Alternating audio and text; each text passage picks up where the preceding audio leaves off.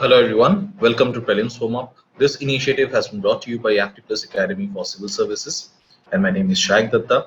I am the faculty for Geography and Environment at Aptplus Academy for Civil Services.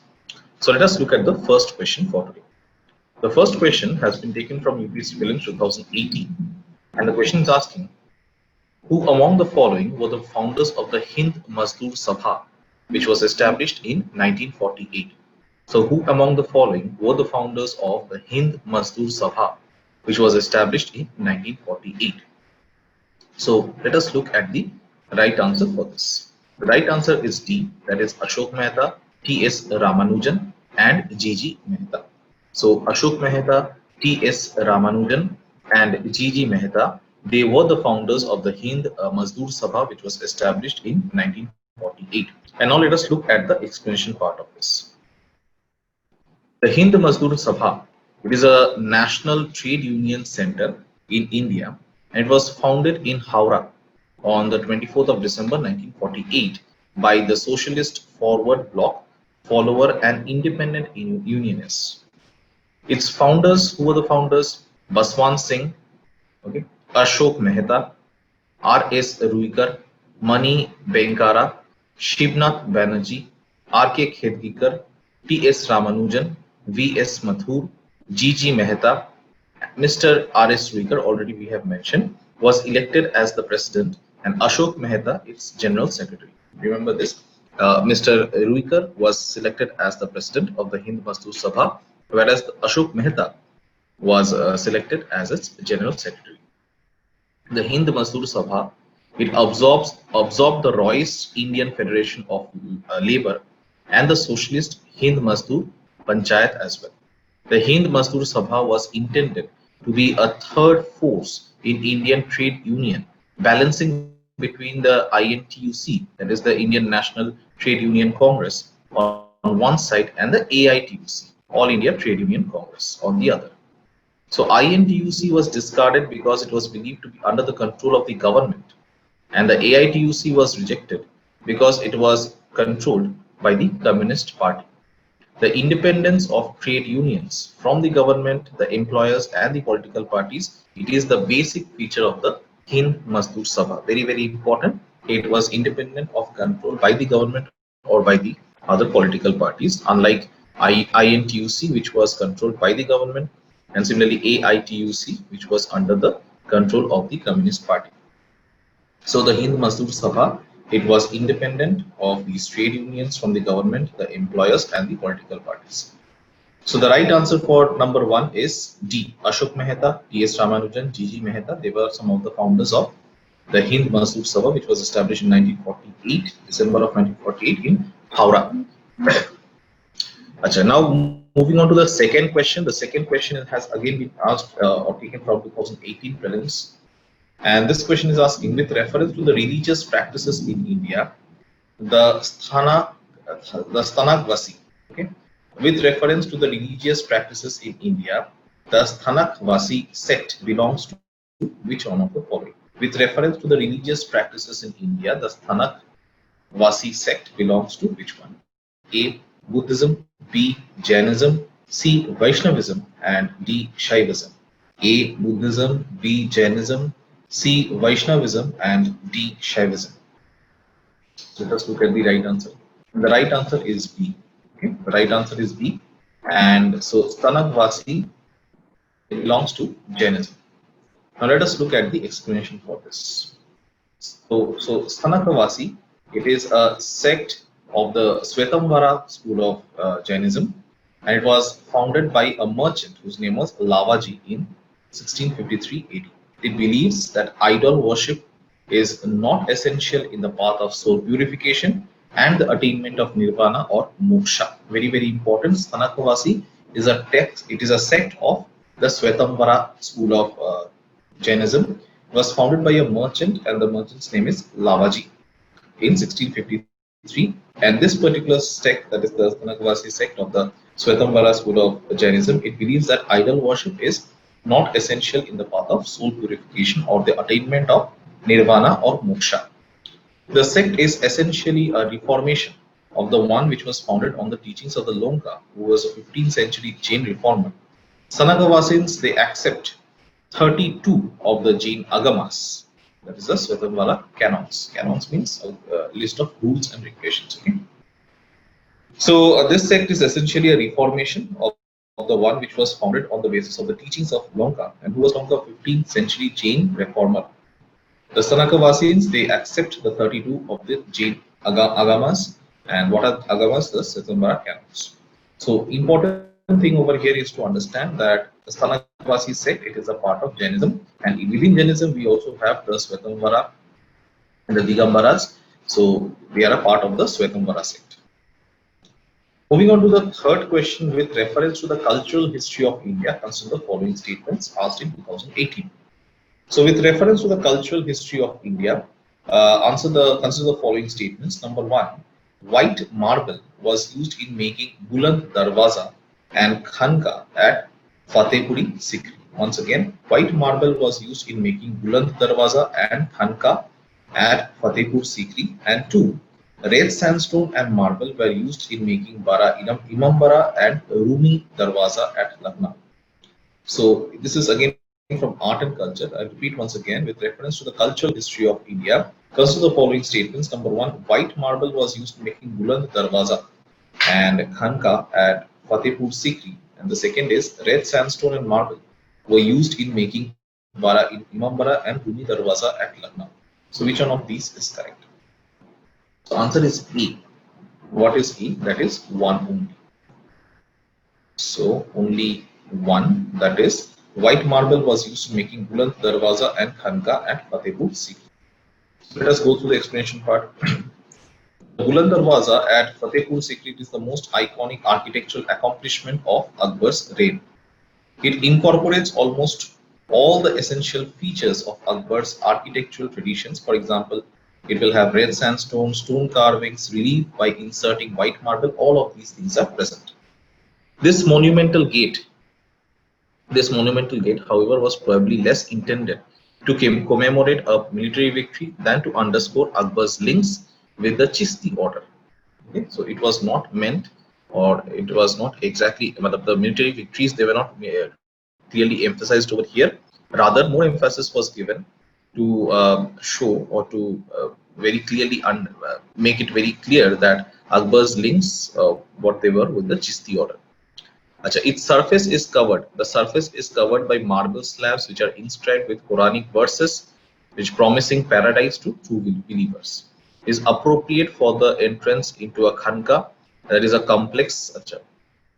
I'll just repeat over here. Its surface, that is the surface of the Buland Darwaza, is covered by marble slabs which are inscribed with Quranic verses, promising paradise to true believers, appropriate for the entrance into a khanka, that is a complex which is intended for meditation and devotion. So what is a khanka? It is a complex which is intended for meditation and devotion.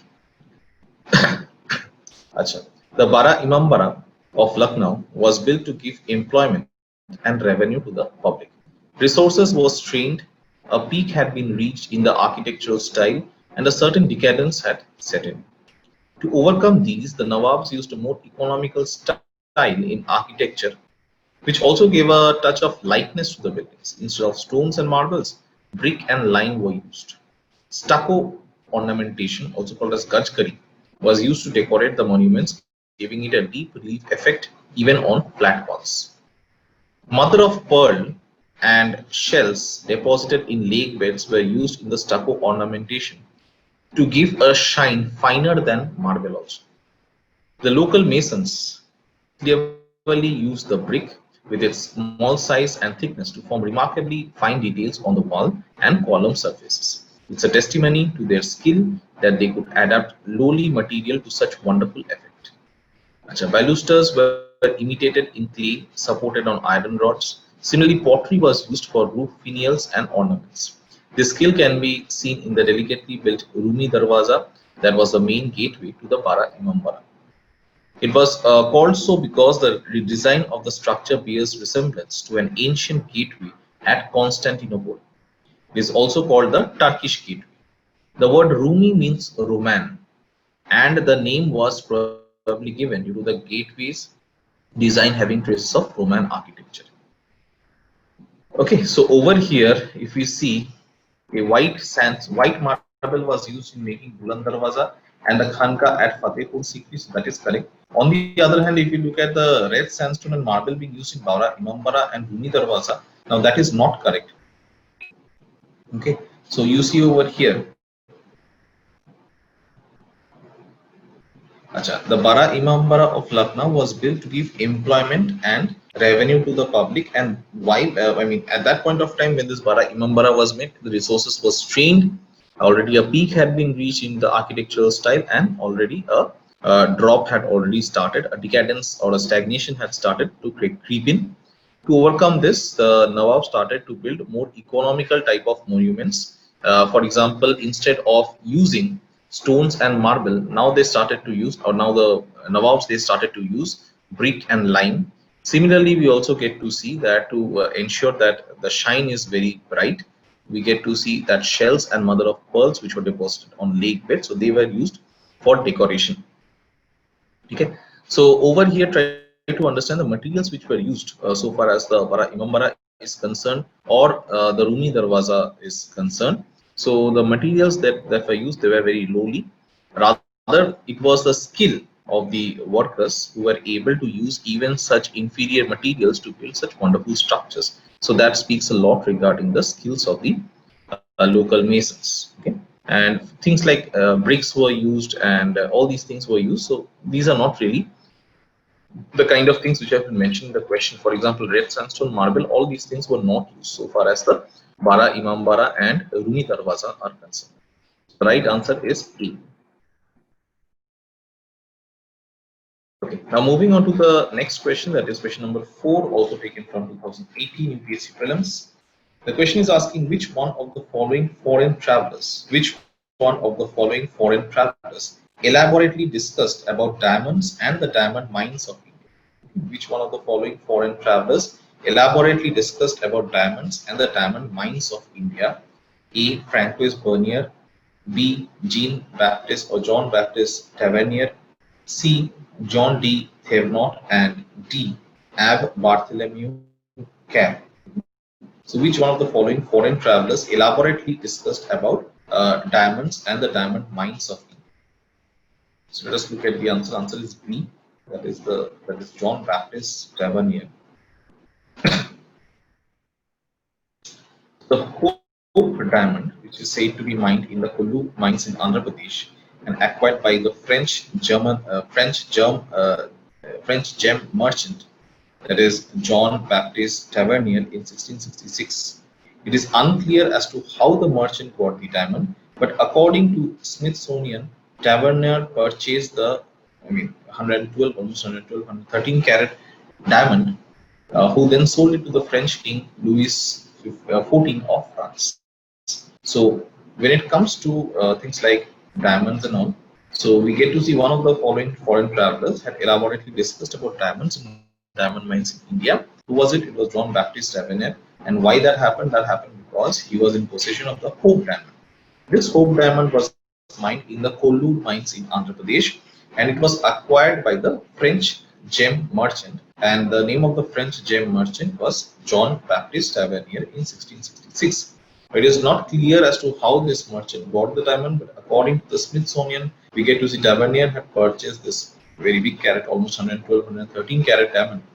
And then Tavernier, who was a was a French gem merchant, he sold it to the French king, that is Louis XIV of France. So diamond has been mentioned in the memoirs of John Baptiste Tavernier. So finally, moving on to the last question for today. This question has also been taken from UPSC Prelims 2018. The question is asking, with reference to Indian history, which among or who among the following is a future Buddha yet to come to save the world? And with reference to the Indian history, who among the following is a future Buddha yet to come to save the world? So he has not yet come. A. Avalokiteshvara or Vara. B. Lokesvara. C. Maitreya, and D. Padmapani. Okay. Who among the following, or with reference to Indian history, who among the following is a future Buddha yet to come to save the world? Not yet come. So Looking at 5, the answer is C, that is Mayathera. And let's look at the explanation part of it. The universe of the great vehicle contains numerous bodhisattvas. The universe of the great vehicle contains numerous bodhisattvas, the chief among whom, from the earthly point of view, is Avalokiteshwar. Okay? Avalokiteshwar. He is the Lord who looks down, also called Padampani, that is the lotus bearer, also called Lokeshvara in Sanskrit, that is the Lord of the world. His special attribute is compassion, and his helping hand reaches even to Avicii, the deepest and the most unpleasant of the Buddhist purgatories. Another important bodhisattva is Manjusri, whose special activity is to stimulate the understanding, and who is depicted with a naked sword in one hand to destroy error and falsehood, and a book in the other describing the 10 paramilas, or the great spiritual perfections, which are cardinal virtues developed by the bodhisattvas. Vajrapani, a sterner bodhisattva, is the foe, that is the enemy of sin and evil, and like the god Indra, bears a thunderbolt in his hand. The gentle Maitreya, the future Buddha, is worshipped as a bodhisattva. Again, as you can see over here, that whereas the rest of the bodhisattvas, they had certain attributes which were kind of aggressive, you can say, but when it comes to Maitreya, this bodhisattva has been portrayed as a very gentle being, and he or she is considered to be the future Buddha. Also worthy of mention is Kshitigarbha, that is the guardian of the purgatories, who is thought of not as a fierce torturer, but rather as the governor of a model prison, doing his best to make life tolerable for his charges and helping them to earn remission of sentence. Okay, so we get to see that with reference to Indian history, who among the following is a future Buddha yet to come to save the world? It is Maitreya. So with this, we complete the 5 questions for today. I hope you have liked this video. Please let us know in the comment section. Also, please share this video with your friends who are also preparing for UPSC. So please like and subscribe to Aptitude Academy for Civil Services YouTube channel. For more such informative videos, we'll be back again with another set of 5 questions. Till then, stay safe and take care. Thank you so